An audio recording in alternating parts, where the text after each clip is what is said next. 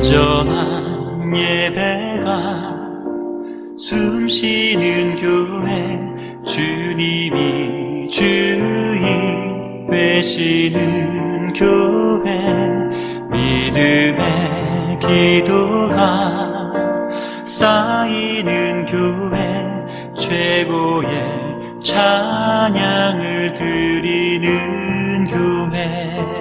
말씀이 살아 움직이는 교회, 성도의 사랑이 넘치는 교회, 섬김과 헌신이 기쁨이 되어 열매 맺는 아름다운 교회. 참으로 고마우신 아버지 하나님, 지난 한 주간의 삶 속에서도 하나님께서 변함없는 사랑으로 저희들을 붙들어 주시고, 오늘도 건강한 모습으로 이 주일에 하나님 앞으로, 말씀 앞으로 인도해 주신 은혜 참으로 감사드립니다.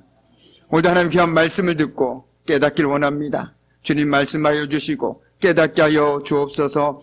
정말 그날을 통해서 저희들 믿음으로 살아가게 하여 주시고, 언제나 어디서나 주님만을 바라보고 의지하며 살아가는 저희들의 복된 삶 될 수 있도록 주님 도와주시옵소서. 감사드리며 예수 그리스도의 이름으로 간절히 기도드립니다. 아멘. 할렐루야. 반갑습니다. 우리 반갑게 인사 나누겠습니다. 보고 싶었습니다. 네, 반갑습니다. 네, 반갑습니다. 명절 지내고 이렇게 또 건강한 모습으로 만나 뵈니 더없이 반가운 것 같습니다. 특별히 우리 얼굴들이 활짝 핀 것을 보니 어떤 즐거운 만남들도 있었던 것 같습니다. 오늘도 하나님과의 말씀과의 만남을 통해서 우리의 삶이, 우리의 믿음이 더욱더 활짝 피는 복된 시간 되기를 주님의 이름으로 간절히 축복합니다. 아멘.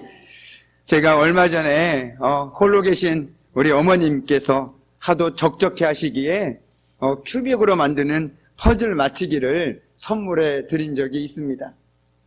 아시겠지만 퍼즐 조각 하나만 가지고는 이것이 무엇인지 도저히 알 수가 없지요. 그런데 퍼즐 조각을 하나하나 맞춰갈 때 비로소 그 형태가 서서히 드러나기 시작합니다. 작은 조각들이 모여서 아주 아름답고 멋진 그림이 완성되어 가는 것이죠. 그런데 우리의 인생도 이와 같다라는 것입니다.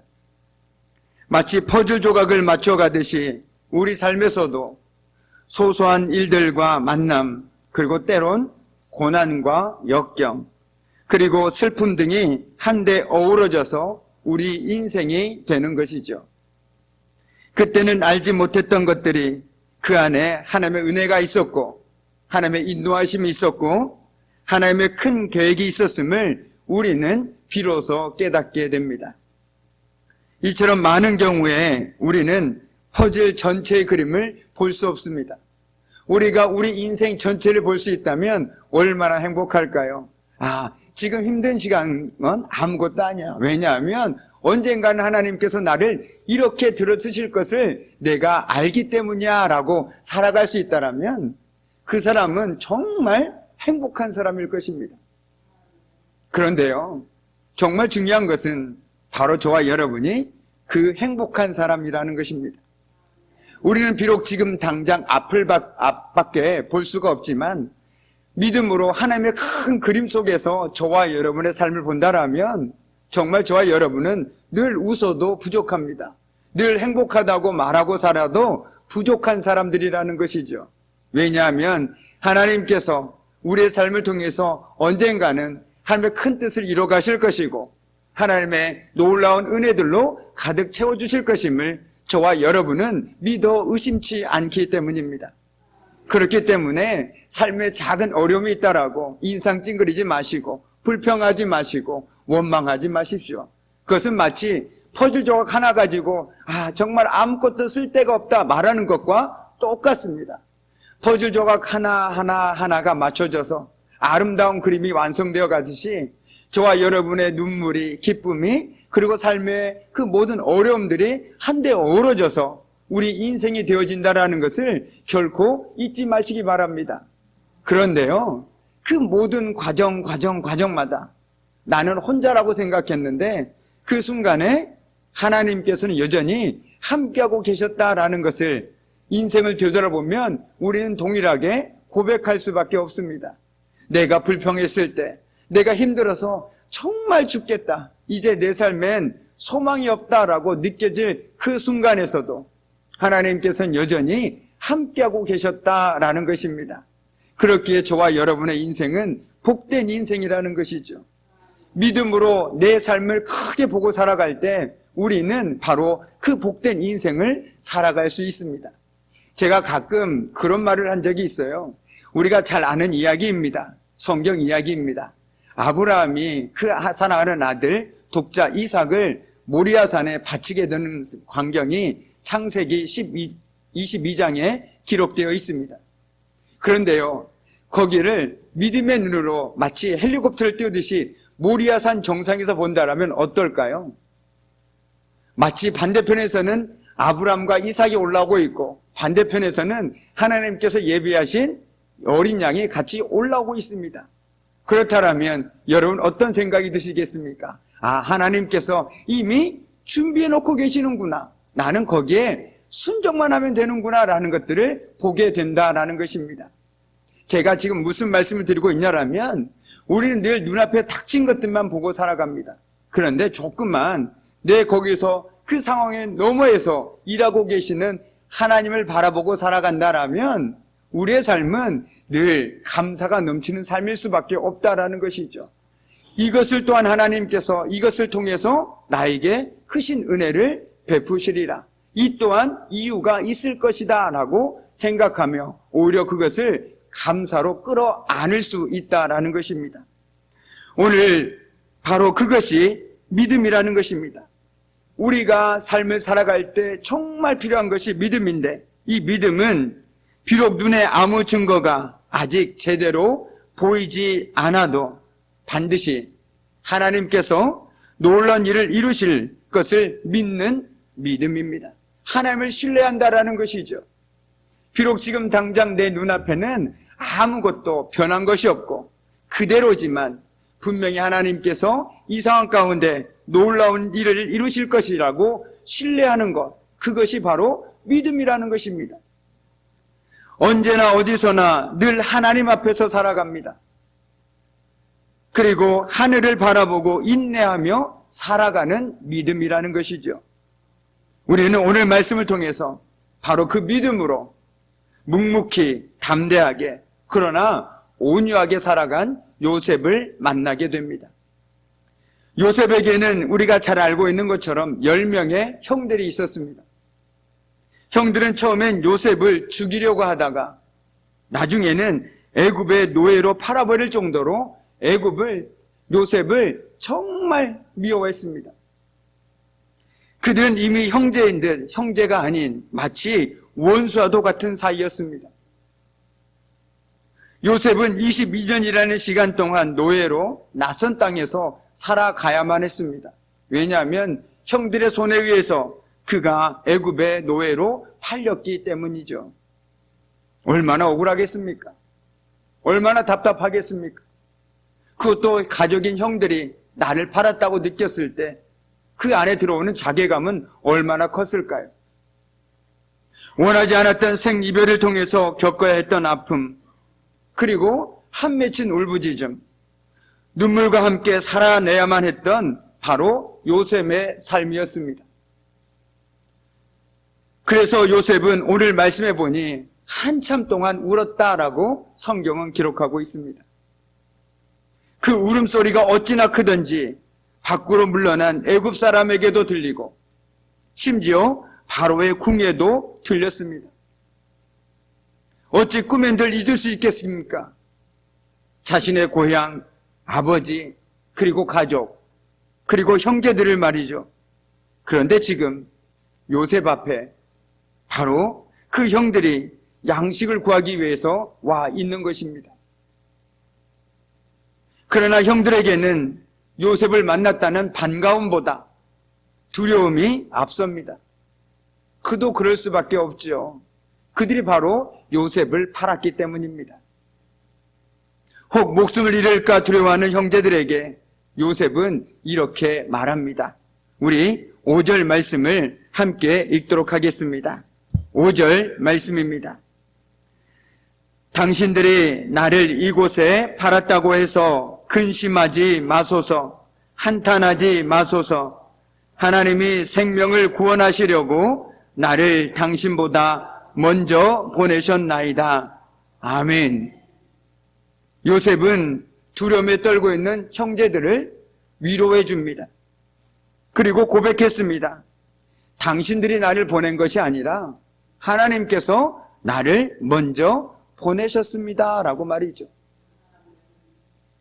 요셉은 지금 자신을 이리 보낸 자가 바로 형제들이 아니라 하나님이시라고 고백하고 있는 것입니다. 그런데 참으로 위대한 믿음의 고백입니다. 요셉은 자신의 모든 삶의 걸음걸음을 하나님께서 인도해 주셨다라고 고백하고 있는 것과 마찬가지입니다.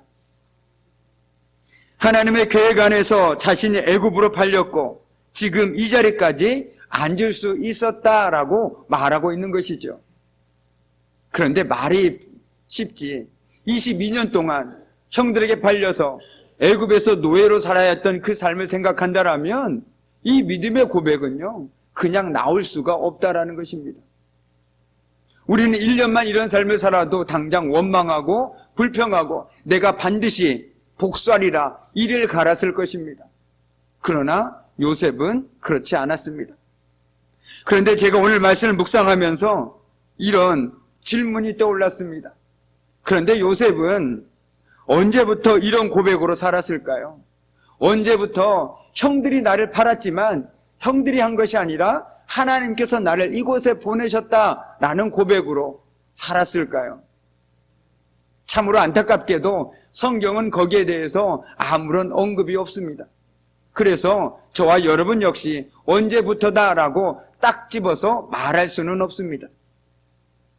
그러나 요셉은 늘 하나님 앞에서 살았고 지금 그가 있는 곳이 하나님께서 마치 우리가 나무를 심듯이 심으신 곳이라고 생각했다라는 것입니다.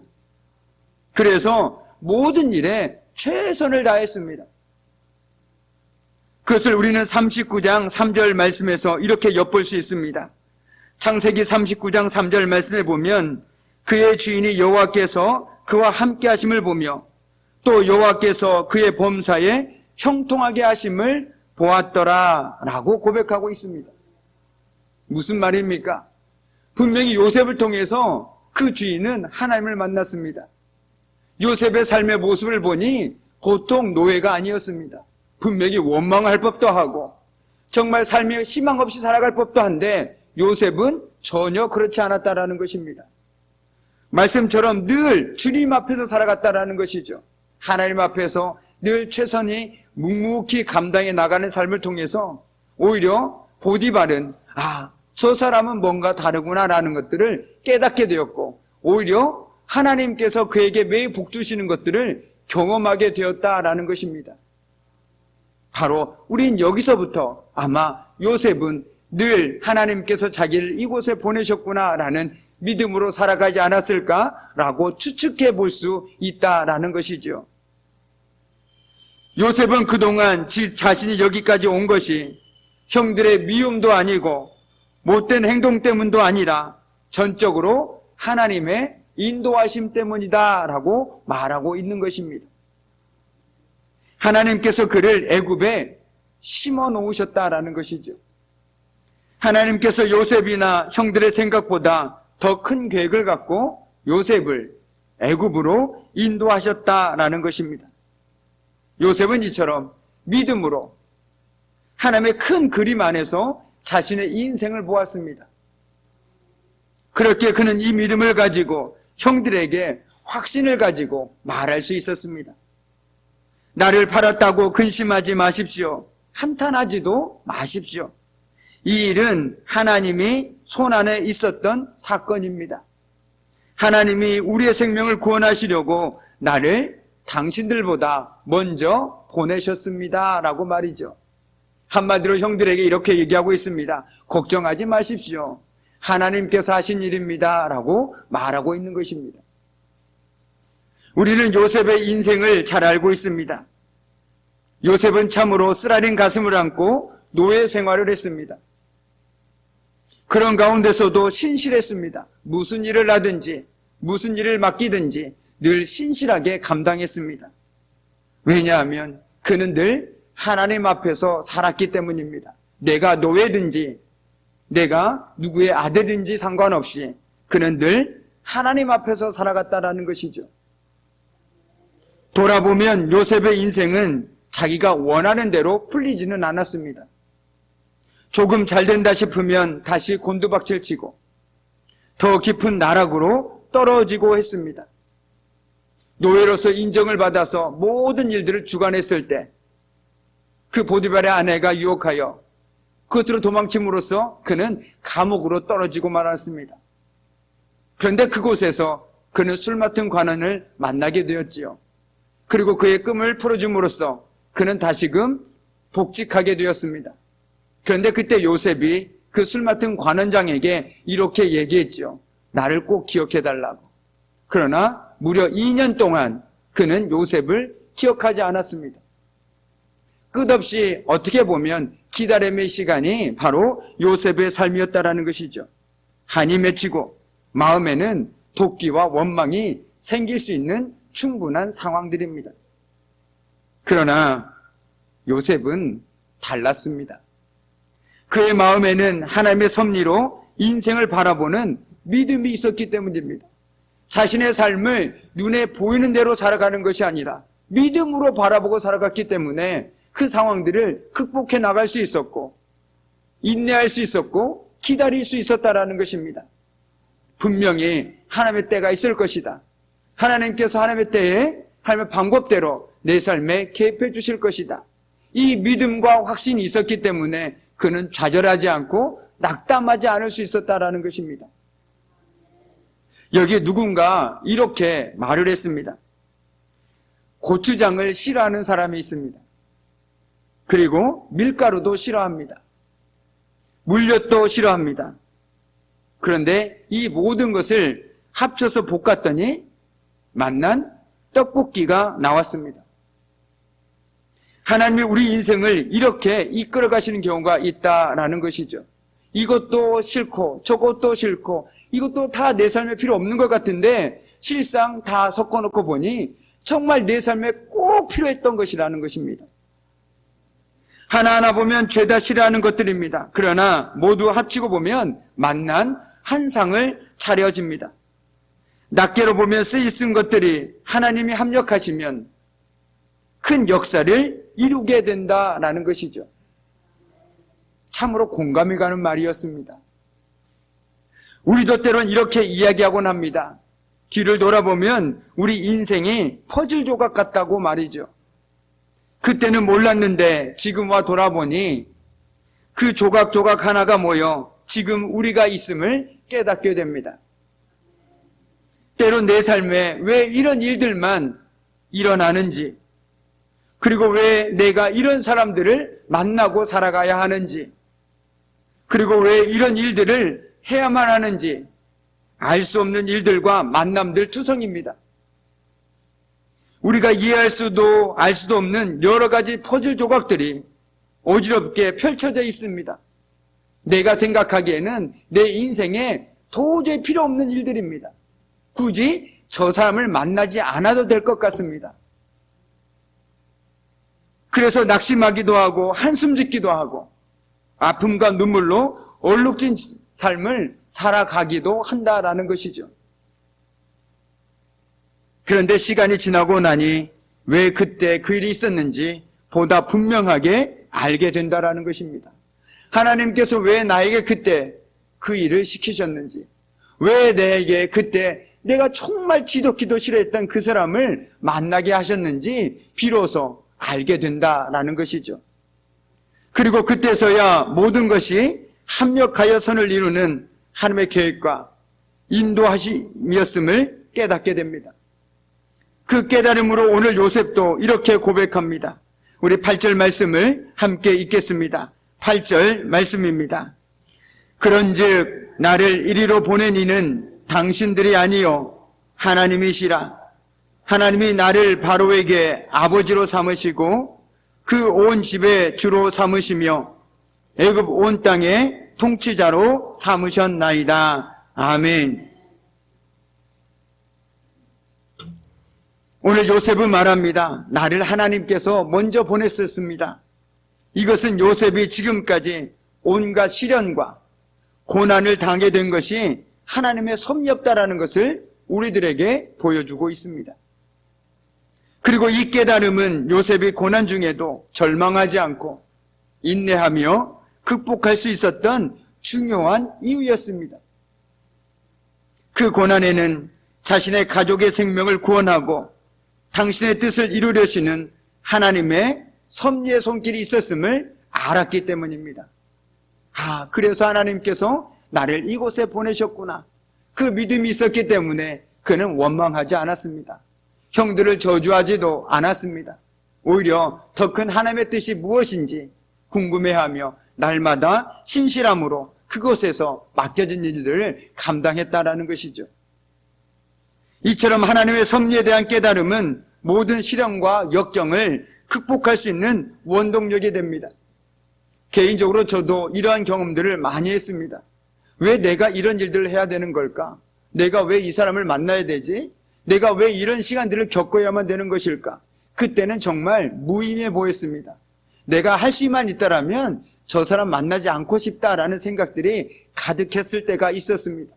그런데 하나님의 계획 속에서는 결코 실수가 없었습니다.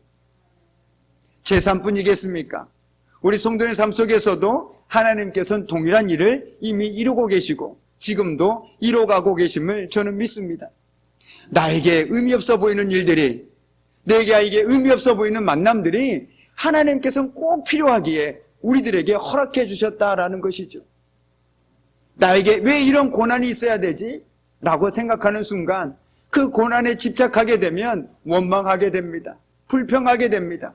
그리고 심지어 하나님을 떠나는 일까지 벌어지게 된다는 것이죠. 그러나 더 큰 그림 속에서 본다라면 우리의 말들이 바뀌게 됩니다. 하나님께서 왜 나에게 이런 고난을 허락하시는 것일까? 그렇다면 나는 하나님께 구하게 되겠죠.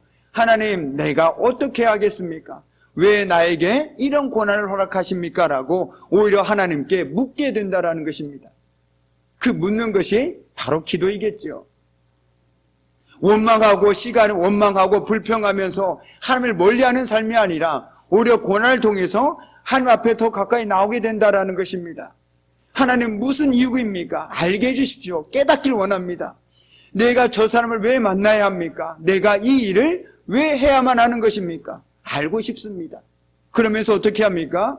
내 주어진 일에 최선을 다한다는 것이죠. 왜냐하면 이 일이 어떻게 될지, 이것이 어떻게 될지 저와 여러분은 알지 못하기 때문입니다. 그것이 바로 믿음의 사람들의 삶의 모습이라는 것이죠. 요셉이 그 삶을 너무나도 단적으로 잘 보여주고 있지 않습니까? 22년 동안 요셉은 원망했다는 말이 성경 어디에도 눈 뜨고 찾아봐도 찾아볼 수가 없습니다. 불평했다라는 말도 성경에 기록되어 있지 않습니다. 오히려 하나님 앞에서 늘 주어진 일에 묵묵히 최선을 다했다는 모습이 보여질 뿐입니다. 그래서 오히려 그 사람을 통해서, 요셉을 통해서 하나님의 복을 받고 하나님을 만났다는 그 말들만이 증거될 뿐이지, 요셉이 22년이라는 그 노예 생활 동안 불평하고 원망하고 저주하며 살아갔다는 얘기는 그 어디에도 기록되어 있지 않다라는 것이죠. 이것이 의미하는 것이 무엇일까요? 요셉도 우리와 똑같은 사람입니다. 똑같이 그 삶 속에 슬픔이 있고 아픔이 있습니다. 오늘 말씀에 보면 요셉이 얼마나 크게 울었는지 바로의 궁까지 들렸다라고 얘기하고 있지 않습니까? 그 눈물 속에 그 모든 것이 다 담겨져 있다라고 생각되어집니다. 22년 시간 동안에 자신의 가슴 속에 남아있던 그 모든 것들을 다 쏟아 놓았다라고 생각되어집니다.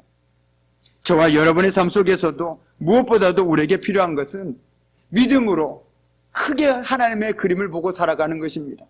하나님의 눈으로, 하나님의 마음으로 내 삶을 바라보고 살아가는 것입니다.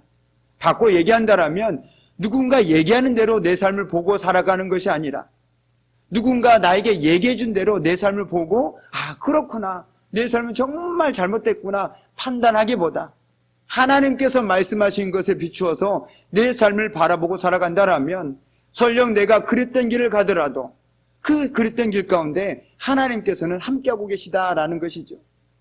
그럼을 통해서 우리는 오늘도 그 상황 가운데서도 하나님을 붙들고 살아갈 수 있다라는 것입니다. 오늘 요셉이 말하고 있는 것은 무엇입니까? 바로 하나님의 섭리에 대한 깨달음이었고, 그 깨달음이 그로 하여금 애굽에서 22년의 시간 동안을 버텨 살아갈 수 있는 원동력이 되어졌고 힘이 되어졌고 용기가 되어줄 수 있었다라는 것입니다. 모르겠습니다.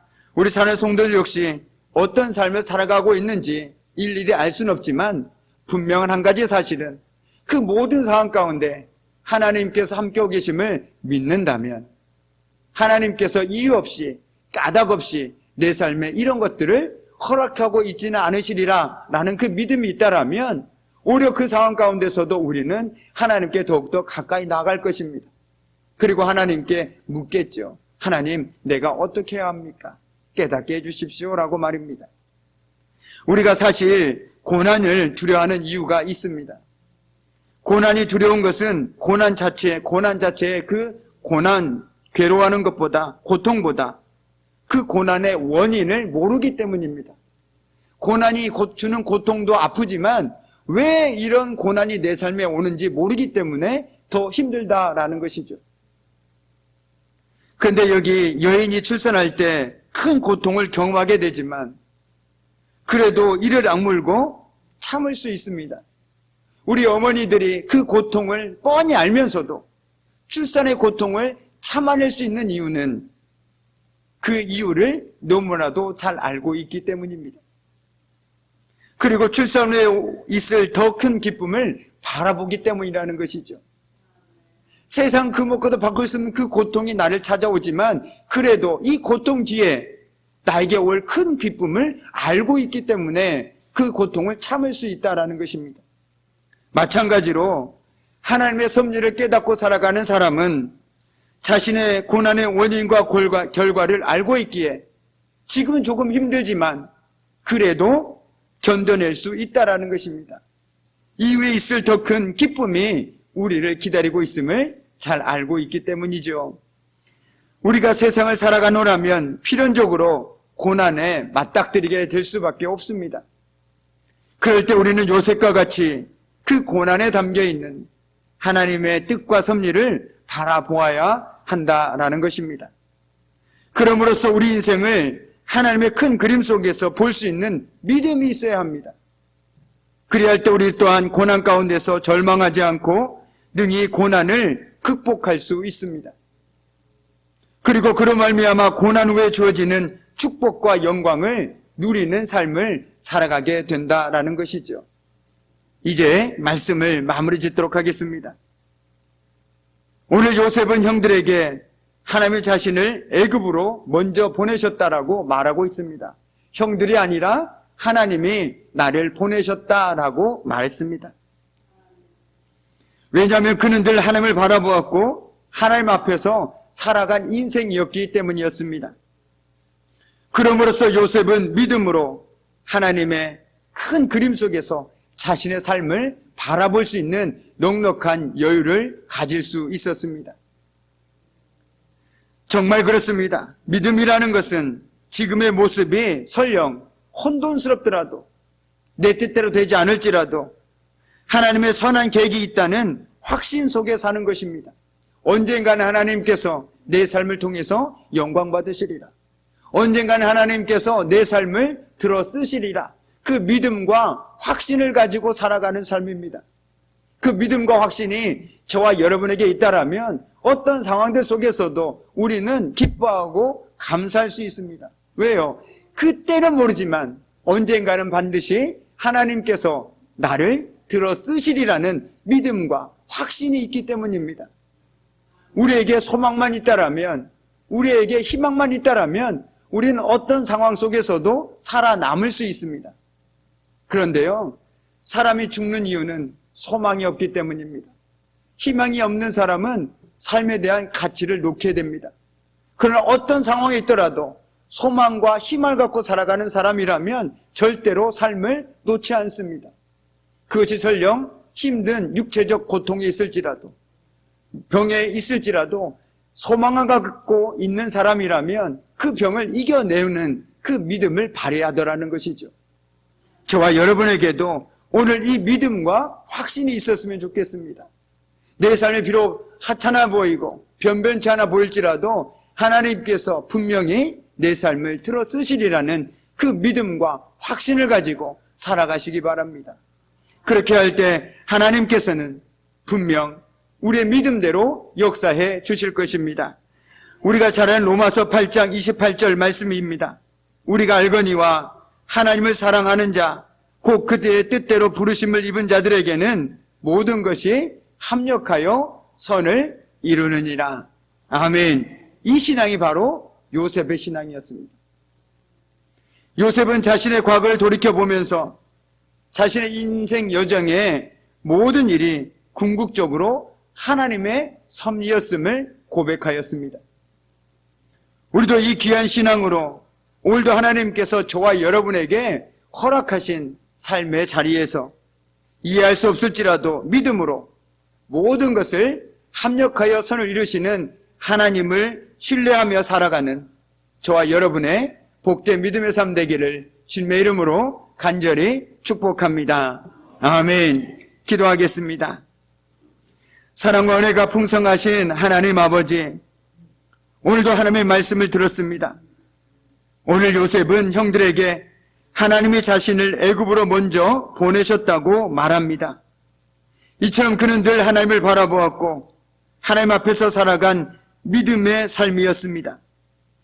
요셉은 그의 인생의 여정에서 모든 일이 궁극적으로 하나님의 오묘하신 섭리였음을 고백하였습니다.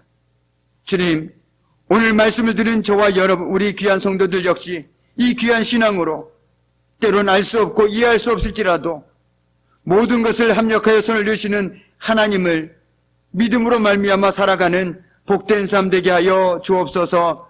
예수님의 이름으로 간절히 기도드립니다. 아멘. 우리 결단의 찬송 286장 함께 찬송하겠습니다. 1절만 함께 찬송하겠습니다.